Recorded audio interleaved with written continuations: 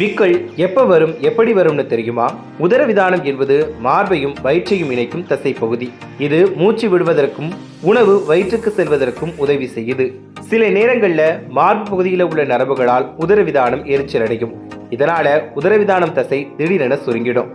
அந்த நேரத்துல நாம சுவாசிக்கக்கூடிய காற்று அதன் குறுகிய இடைவெளியில் நுரையீரல்களுக்கு சென்று வரும்போது விக் விக் என்ற ஒலியுடன் விக்கல் வருது. காரமான அல்லது சூடான உணவுகளை சாப்பிடும் போது மார்பு பகுதியில் உள்ள நரம்புகள் உதரவிதானத்தை எரிச்சலடைய செய்து விக்கலை ஏற்படுத்துது. உணவை வேகமாக விழுங்கும் போது மார்பு பகுதியில் உள்ள நரம்புகளால் உதரவிதானம் எரிச்சலாகும். இதன் விளைவாக விக்கல் வருது. உடலில் நீர்ச்சத்து குறையும் போது மார்பு பகுதி வறண்டு அங்கு உள்ள நரம்புகள் உதரவிதானத்தை எரிச்சலாக்கும். இதுவும் விக்கல் வருவதற்கு முக்கிய காரணமாக உள்ளது. ஆனா இன்னைக்கு வரைக்கும் நம்ம ஊர்கள்ல நமக்கு விக்கல் எடுக்கும் போது உன்னை யாரும் நினைக்கிறாங்க, அதனாலதான் விக்கல் வருது அப்படின்னு சொல்லிட்டு இருக்காங்க.